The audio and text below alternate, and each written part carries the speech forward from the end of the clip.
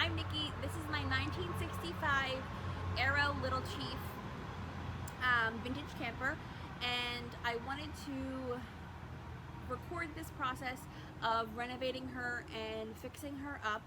She was purchased about 6 months ago for $700 off of Facebook Marketplace from a woman that was local to my town. The lady I bought her from, her mom's name was Patti. They had plans to travel together, but the woman's mother unfortunately passed and they really never got to enjoy her together.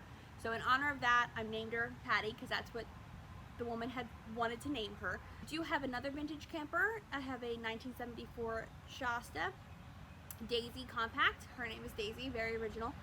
That camper I use for camping. She is original as well, but she's fine inside. Like, there's no kind of structural errors. So this is the first time I'm going to be taking on a renovation of a camper. In general, vintage campers and vintage items to me always spark joy. They really are just beautiful, and I appreciate the craftsmanship and the work that went into these things. Just that they can be old and still hardy and tough, and it's beautiful inside. So I'm excited to kind of dive in and record this process in installments and kind of go through the steps together. I have never done a renovation like this before.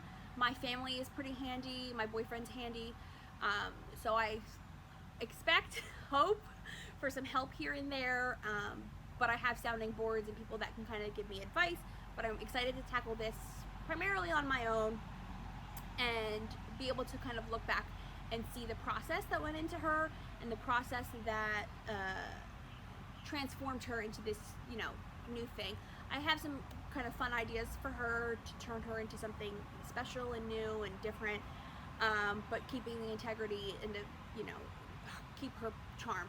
If you're interested and maybe this will help you, or you're interested in vintage campers, or you want to see me fail, cool. I'm excited. I think it's going to be fun. She should be beautiful by the end of this. Fingers crossed. So I have got me and my dog here. He's hooked on the hitch, bowl of water, and I will pause this and I'll jump back on so you can walk around her with me so you can see some of the issues and also her beauty. So thank you. This is the entire camper. You can tell that she's pretty teeny. I think she is around 13 feet. I'm not positive. I can double check that. But you can see that she has her original stainless steel bottom pattern with the diamond quilting, and then up top she has just a siding. Let me move a bit closer, but you can see some of the issues on the outside are, we have some rusting and some like old holes where people probably have tried to screw in some emblems or patchings. Some of the rivets are rusted and old and like kind of bleeding down with rust, so I'll probably be replacing those. Same with this, kind of, these guys are okay actually, but the butyl tape is definitely dried up and old. The windows are in great shape. There's no cracks or any kind of issues with those.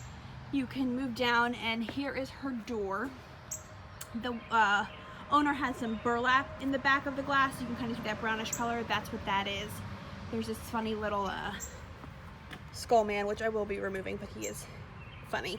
The doorknob right now doesn't lock, so I'll be replacing that as well, but it definitely works, and I'll go in there after, but that will be swapped out. This is the front of the camper. There is this I would say is probably the area with the most issues on the outside. We do have some dent issues up top, so right here there's the biggest body error. She has some holes, which I'm not sure what these are exactly from. There's some hole issues. Somebody must have tried to tape it, but I'm going to try to get that bumped out and smoothed out. If not, order replacement siding and try to take that off and get that all situated. But the window itself is fine. The butyl tape, like I said, is old, so that might be replaced as well. Sorry, hop over this leash. Moose. Sorry, I've got my dog hooked to the camper. So this side is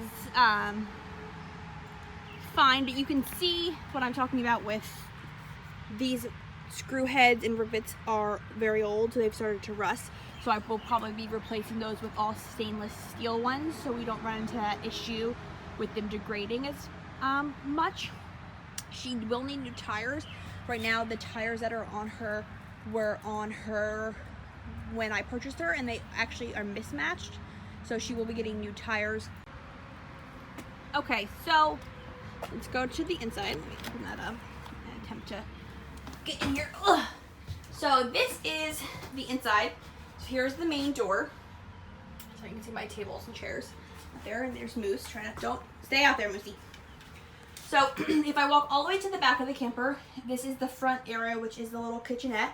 You have a icebox fridge, a small range, and then a stove, a sink, which has a pump faucet and also a faucet that would work if you attached it to city water.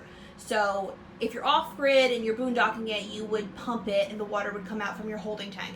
If not, it would be attached directly to like a hose or some kind of water hookup at like a campground, and that would make the water pressure actually come out. So she has her little upper cabinets, which have some wallpaper in there, which has started to peel, and the cabinets themselves are a bit warped and wonky.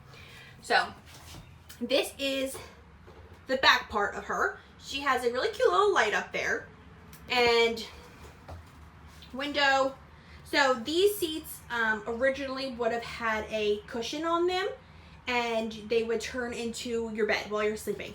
This area right here would have a table that usually has a leg that could fold under, but she didn't come with the table. And this is the area where you can see most of the issue with water damage.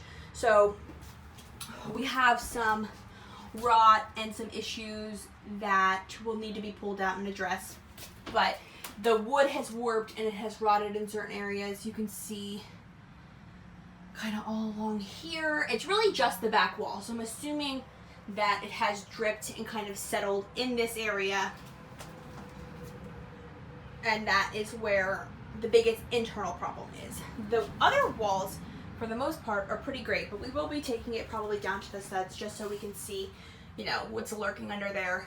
The floor itself is a little bit, well, it's ugly, the floor, but there's some soft spots. So I know when you first walk in right here, that gives a bit, and there's a soft spot there. There's a soft spot, I believe, somewhere around here. And then I know in this upper corner, there is a kind of sagging area. So we will be addressing that from underneath and kind of reinforcing everything. But these are nice. So this is all original storage. So let me try to sit and show you. Ugh. So here is where you would originally have your, cupboards, but you would open that. Oh look, there's stuff in there I didn't even realize. Check that out. And here in this one is the holding tank. So that's pretty cool. Really, really nice. The fixtures are just really cute and old and original. So they'll be coming out, and I will preserve what needs to be preserved and maybe sell some of the fixtures that I don't think I'll need on some vintage camper sites. So that's the inside. I hope it was an okay showing of her. It's kind of hard to maneuver in this space and show everything at a good angle because she is teeny as I cut my head off. I don't have all the great camera equipment or anything like that yet. I'm gonna try to make everything as clear and as perfect as possible, but bear with me. If you want to be included on this journey and you think it's interesting, feel free to come back and maybe follow or watch along. I'm definitely excited to learn in the process and explore this reno.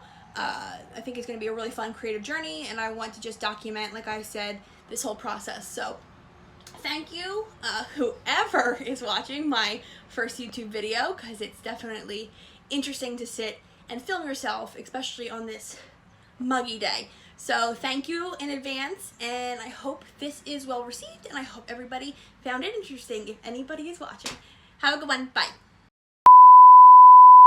Hey, Moose, you're supposed to be my work partner, and you just quit? You're too hot? Okay, I'll bring you home. So much for help. Arrow is the brand. I'm gonna start over. Accountable and to really use it. Figures. Finally gonna get good. My 1965 Arrow Chief, little Arrow Chief. Little camper, little flutter.